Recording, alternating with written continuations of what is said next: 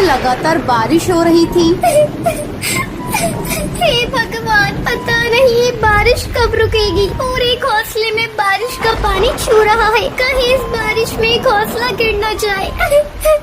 टुनटुनी के पापा जिंदा होते तो अब तक हम लोगों का पक्का घर बन गया होता। लेकिन हाय रे किस्मत, भगवान से ये भी न देखा गया। अरे टुनटुनी भाग, घोंसला टूट रहा है। बुलबुल बाहर पानी में मजे कर रही है, उसे भी साथ ले ले। टूनी जल्दी जल्दी टुनटुनी को लेकर घोंसले से बाहर निकल जाती है। जैसे ही वो घोंसले से बाहर निकलती है वैसे ही उनका घोंसला टूटकर गिर जाता है। अब उनके पास रहने का कोई ठिकाना नहीं था। टूनी अपने बच्चों को लिए बारिश में इधर उधर भटकने लगती है।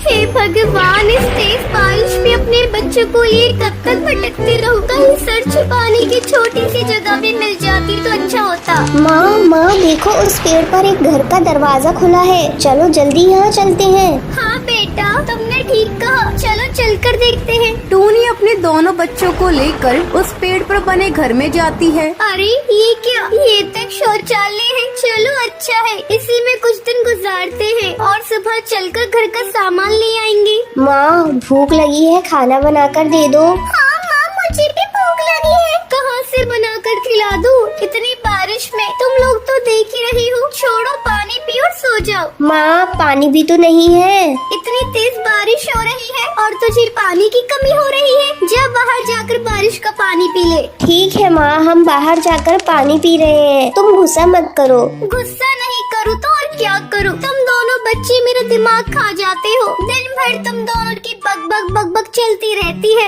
सुबह से तुम लोग मुझे परेशान किए हुए हो। चलो अब यही कपबोर्ड के पास सो जाओ। टूनी के दोनों बच्चे कमबोर्ड के पास सो जाते हैं, लेकिन टूनी की आंखों में नींद नहीं थी। बच्चे तो जैसे तैसे सो गए। अब मुझे इनकी रात भर रखवाली करनी होगी। मुझे जहरीले जीव जंतुओं से इन बच्चों को बचाना होगा। सुबह जब उन तीनों की नींद खुलती है तो वो देखते हैं बाहर भीड़ लगी हुई है। पक्षी कतार में खड़े हैं। तभी उनमें से कौवा बोलता है, अरे इस शौचालय में तुम लोग क्या कर रहे हो? चलो हटो तुम लोग यहाँ से, हम सभी को इसमें शौचालय के लिए जाना है। कालू भैया, ये तुम क्या कह रही हो? मैं एक गरीब अबला औरत हूँ। मेरे बच्चों को यहाँ से मत निकालो। मैं कहाँ जाऊँगी? जा तू कहीं जा, पहले तू यहाँ से हट। तू हटती है कि नहीं? मैं तेरी शिकायत सरपंच से कर दूंगा।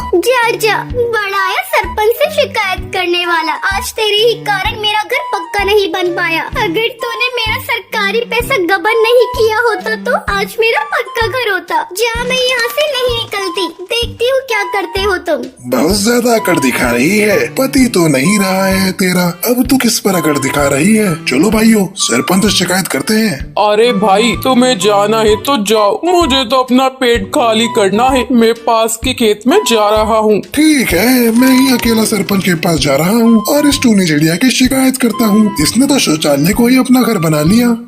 जा कर ले सरपंच से शिकायत। मैं भी तेरे पीछे आ रही हूँ। अब तो सरपंच को पैसा देना ही पड़ेगा। जब तक मेरे पैसे मुझे नहीं मिल जाते मैं यहाँ से हिलूंगी नहीं। शोर सुनकर पास के पेड़ों की चिड़िया भी वहाँ पर आ जाती हैं। तुम बिल्कुल ठीक कहती हो। इस काले कलूटे कौवे ने हम तोतों का भी पैसा गबन किया है। हम लोग तुम्हारे साथ हैं। तुम्हारे साथ हम भी सरपंच के पास चलेंगे। जंगल के पंछियों के बड़े हुए हौसले को देखकर वो कौवा डर जाता है। पक्षी उसे लेकर सरपंच के पास पहुँचती है। कालू, क्या बात है? जो जंगल के पक्षी तुम्हें लेकर मेरे पास आई हैं। सरपंच जी, इस टूनी ने जंगल के शौचालय पर कब्जा कर लिया है और हटना तो दूर मुझसे झगड़ा कर रही है। नहीं सरपंच जी, ऐसी कोई बात नहीं है। इसने मेरे सरकार से मिले हुए पैसों को खा लिया है। इसी कालू की वजह से मेरा घर आज तक पक्का नहीं बन पाया। आप मेरे पैसे इससे दिलवा दीजिए, मैं शौचालय तुरंत खाली कर दूंगी।